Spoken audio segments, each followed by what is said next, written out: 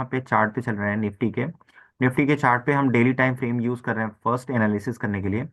जैसा कि मैंने आपको बताया था कि जब भी मार्केट डोजी टाइप की कैंडल बनाता है उसमें वन साइडेड क्लोजिंग बहुत इंपॉर्टेंट होती है। वन साइडेड क्लोजिंग का मतलब ये हो गया कि जो कल की डेट में डोजी कैंडल बनी हुई थी, जो कल की डेट में डोजी कैंडल यानी ये जो डोजी कैंडल, ये रेड वाली जो जो डोजी कैंडल बनी हुई थी, इसके किसी न किसी एक साइड में क्लोजिंग देना मार्केट को बहुत ही इंपॉर्टेंट होता है। तभी हम एक डायरेक्शनल ट्रेड देख सकते हैं, पा सकते हैं, समझ सकते हैं। अब इसके चलते मैं आपको बता रहा था कि मार्केट यहाँ पे अगर इस लो को निकालेगा, यानी कल का जो कैंडल बना था ना उसके लो को निकालेगा तो हम बेरिश रहेंगे, लेकिन कल की क्लोजिंग के ऊपर, कल के क्लोजिंग के नीचे जाएगा तो हम बेरिश रहेंगे, कल की क्लोजिंग के ऊपर अगर गया तो हम बुलिश हो जाएंगे। ठीक है, यही हमारा सीधा सीधा परसेप्शन था। तो हमारे लिए कल की क्लोजिंग बहुत इंपॉर्टेंट थी। अगर हमें अप साइड का मोमेंटम देखना है तो कल की क्लोजिंग के ऊपर मार्केट को जाना था, और कल की नीचे का देखना है तो कल की क्लोजिंग के नीचे। ठीक है, तो कल की क्लोजिंग के नीचे चूंकि मैं कल की डेट में बेरिश था कि मार्केट में एक 1 2 3 4 4 डेज से किसी भी कैंडल ने अपने लो को ब्रेक नहीं किया था। तो मुझे लगा कि अगर यहाँ पे एक प्रीवियस डे के लो ब्रेक होते हैं तो वहां पे मोमेंटम देखने को मिल सकता है। अब चलिए मैं 5 मिनट और 15 मिनट के चार्ट पे आपको दिखाऊंगा कि वो किस तरीके से मार्केट हमें ट्रेड देता है या दिया। तो मैं चूंकि डाउन साइड में ही मेरा परसेप्शन था तो मैंने डाउन साइड में ही ट्रेड को किया। अब ध्यान से देखिए, ध्यान से देखने वाली बात यह है कि कल की डेट में ये हमारी क्लोजिंग रही है। ठीक है, ये हमारी क्लोजिंग रही है, और आज मार्केट ओपन होता है यहाँ पे। ठीक है, आज मार्केट कहाँ पे ओपन होता है? यहाँ पे, यानी अपने रेजिस्टेंस के पास मार्केट ओपन होता है। मार्केट का ये लेवल एक रेजिस्टेंस था, मार्केट का ये लेवल क्या था? रेजिस्टेंस था। और मार्केट अपने रेजिस्टेंस के पास ओपन होता है। ओपन होने के बाद फर्स्ट जो है 5 मिनट की कैंडल कैसी बनाता है? बियरिश कैंडल बनाता है। लेकिन बियरिश कैंडल से मतलब नहीं है, मतलब ये है कि उसने क्लोज कहाँ पे किया। तो देखिए कल की क्लोजिंग के ऊपर इसने क्लोज किया। ठीक है, यहाँ तो क्लियर बात समझ में आई। तो अभी हम बियरिश नहीं है, जब तक ये कल की क्लोजिंग के ऊपर है तब तक हम बियरिश नहीं है। ठीक है, अब यहाँ पे दूसरी शर्त ये है कि मार्केट ने क्या किया, इसी बियरिश कैंडल के अंदर तीन ग्रीन कैंडल बनाए, 3 ग्रीन कैंडल बनाए, और यहाँ पे एक कैंडल बना दी शूटिंग स्टार। अभी ऐसा नहीं कि ये शूटिंग स्टार बना दिए तो हमने यहीं पे एंट्री ले ली। देखिए इतना एग्रेसिव होकर के ट्रेडिंग नहीं होती है।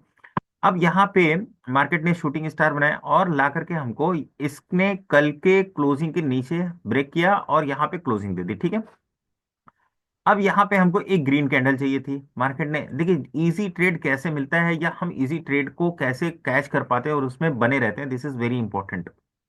अब हमारे लिए इंपॉर्टेंट क्या है? हमारे लिए इंपॉर्टेंट ये है कि अगर हमें ट्रेड मिला है तो ये जो लेवल है, ये लेवल यानी 24,380 वाला, ये हमारा प्रॉफिट बुकिंग जोन हो जाएगा। ठीक है, अब यहाँ पे मार्केट ने एक ब्रेकडाउन दिया, इस छोटी सी जो रेंज बनी थी इसका ब्रेकडाउन दिया, हमको इनसाइड कैंडल मिली। जैसे ही इनसाइड कैंडल का लो ब्रेक होता है हमने ट्रेड को इनिशिएट किया। 150 के आसपास इसका प्रीमियम चल रहा था, 150 के आसपास इसका प्रीमियम चल रहा था। तो अभी आप मत देखिए कि ये प्रीमियम जीरो हो गया, आप ये देखिए कि उस टाइम पे प्रीमियम कहाँ पे चल रहा था? 150 के आसपास। ठीक है, यही वाली कैंडल है। आप ध्यान से देखिए यहाँ पे ये जो कैंडल है, मैं इसको जरा हटा देता हूँ। हाँ, ये कैंडल है आपकी 940 की। ठीक है, ठीक उसी टाइम पे आप ये देखिए 940 की। ठीक है, तो आपका 150 160 प्रीमियम चल रहा था और आपने इस ट्रेड को लिया। और यहाँ पे 20 पॉइंट का एसएल है, 20 पॉइंट का एसएल है कि अगर इस कैंडल के लो को ब्रेक करता था हमको इमीडिएट यहाँ पे एग्जिट करना पड़ेगा। और 160 वाला प्रीमियम कहाँ पे गया? क्योंकि आपका टारगेट क्या था? आपका टारगेट था 180 वाला, सॉरी 380 वाला जोन, 300 वाला, 380 वाला जोन जो हमारा टारगेट था। ठीक है, अब देखिए 300 वाले 80 के पास जब आता तो मार्केट वहां पे प्रीमियम कहाँ पहुंच जाता है? 280। 160 वाला प्रीमियम कहाँ पहुंच जाता है? 280। This is the 100% return, this is the 100% return in intraday.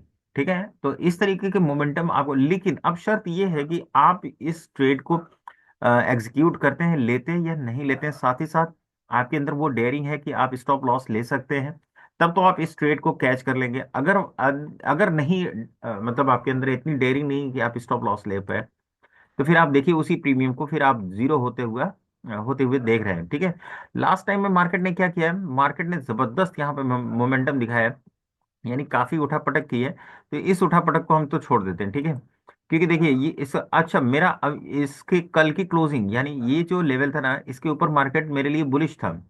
लेकिन अब चूंकि देखिए ये बुलिशनेस मुझे कहाँ पे दिख रही है, यानी आधा जब मोमेंटम हो चुका है तब मुझे बुलिशनेस दिख रही है। तो अब जब आधा मोमेंटम हो चुका तो आई वॉज प्रिटी श्योर कि यहाँ पे कंसोलिडेट करेगा, कंसोलिडेट करके अप साइड में निकलेगा तो मैं ट्रेड लूंगा, ठीक है। लेकिन I was not much confident कि यहाँ पे यार अलग अलग लेवल्स पे वो है, रेजिस्टेंस है। तो मुझे ट्रेड यहाँ पे बहुत ही मतलब कॉन्शियस होकर के लेना पड़ेगा। तो इसलिए मैंने इस वाले ट्रेड को इग्नोर किया। फिर डाउन साइड में मेरा यहाँ पे कोई व्यू नहीं बन रहा था, कल की क्लोजिंग के ऊपर डाउन साइड का मेरा कोई व्यू नहीं बना। तो ओवरऑल आप ये जो उठा पटक देख रहे हैं ना, ये मेरे नजर के सामने हुआ, लेकिन मैंने इसको पूरी तरह से इग्नोर किया। इसको मैंने पूरी तरह से इग्नोर किया, ठीक है। अगर या तो अगर मैं इसमें ट्रेड करता या तो मेरा बहुत बड़ा प्रॉफिट होता है, या तो मेरा टोटल का टोटल जीरो हो जाता है, ठीक है। तो इस तरीके से ऑप्शन बाइंग काफी रिस्की होती है अगर नेकेड ऑप्शन बाइंग करते हैं। अगर आप स्टॉक्स में भी करते हैं और ऑप्शंस में भी करते हैं, बाइंग भी करते हैं, सेलिंग भी करते हैं, तो ओवरऑल ऑप्शन बाइंग ठीक है, थोड़ा फेवरेबल निकल सकता है। लेकिन आप फोकस्ड और नेकेड सिर्फ ऑप्शन बाइंग करते हैं तो ये काफी रिस्की हो सकता है। अब यहाँ पे 15 मिनट के चार्ट पे हम लोग देखेंगे कि मार्केट में कौन कौन लेवल हमारे लिए सपोर्ट हो सकता है। तो देखिए मार्केट में हमारे लिए सपोर्ट एकदम ट्रांसपेरेंटली यहाँ पे दिख रहा है। ये लेवल हमारे लिए सपोर्ट है, सॉरी ये वाला लेवल हमारे लिए सपोर्ट है। अगर मार्केट यहाँ पे वापस से आता है, मार्केट वापस यहाँ पे आता है तो वापस से जाने की कोशिश करेगा। अब मार्केट के ओपनिंग के ऊपर डिपेंड करता है। मार्केट अगर रेंज में ओपन होता है, रेंज में ओपन होने के बाद नीचे आता है तो ज्यादा बेहतर ट्रेड बनेगा कि सपोर्ट से सपोर्ट लेकर के अप साइड का कोई हमें ट्रेड दे। अगर मार्केट यही रेंज बना करके अप साइड में निकलता है तो उसे हमें इग्नोर कर देना चाहिए, बिकॉज फिर वो प्राइस एक्शन को आप ट्रेड कर सकते हो छोटे छोटे टारगेट्स के लिए। अदरवाइज कोई मोमेंटम आपको यहाँ पे नहीं देखने को मिलेगा, क्योंकि मार्केट देखिए जिस जगह पे खड़ा है वो ब्रेकआउट कर चुका है, ठीक है। लेकिन ब्रेकआउट भी आप देखिए किस तरीके से कर रहा है। तो मार्केट ने ब्रेकआउट जो दिया है वो इस तरीके से दिया, ठीक है। तो अब आप देखिए इसके इसकी बारी है कि ये ऐसा करेगा, ठीक। तो अब यहाँ पे थोड़ा सा अप साइड का देखना थोड़ा मेरे लिए तो मुश्किल है, आप अपने हिसाब से देख सकते हैं। तो यहाँ पे क्या होगा, मार्केट ने यहाँ पे जो चार्ट बनाया है, इस चार्ट पे मार्केट रेंज में ओपन हो, रेंज में ओपन होने के बाद डाउन साइड में आए और इस सपोर्ट पे सपोर्ट लाइन पे सपोर्ट लेकर के अप साइड का अगर ट्रेड बनाता है तो ये काफी अच्छा हो सकता है कल के ट्रेडिंग सेशन के लिए। अगर मार्केट गैप अप लगा देता है तो गैप अप में हमारे लिए जो राउंड फिगर होगा 25,000 वाला है, ये राउंड फिगर हमारे लिए एक रेजिस्टेंस का काम करेगा। अगर नीचे की साइड में आता है तो 24,500 यानी गैप डाउन लगा देता है, गैप अप में 25,000 और गैप डाउन में 24,500, ये हमारे लिए एक रेजिस्टेंस एंड सपोर्ट का काम करेगा। ये लेवल हमारे लिए सपोर्ट का काम करेगा, ये लेवल हमारे लिए रेजिस्टेंस का काम करेगा। तो ये जो 500 की रेंज है ना, यहाँ पे रेजिस्टेंस एंड सपोर्ट को दिमाग में रख करके हमें ट्रेड यहाँ पे अप साइड और डाउन साइड के लिए इनिशिएट करना चाहिए। अगर इस तरीके से हम ट्रेडिंग करते हैं तो हमारे लिए काफी अच्छा हो सकता है, फेवरेबल मार्केट कल देखने को मिल। आज के लिए इतना ही, मिलते हैं नेक्स्ट वीडियो में, तब तक के लिए बाय, थैंक यू।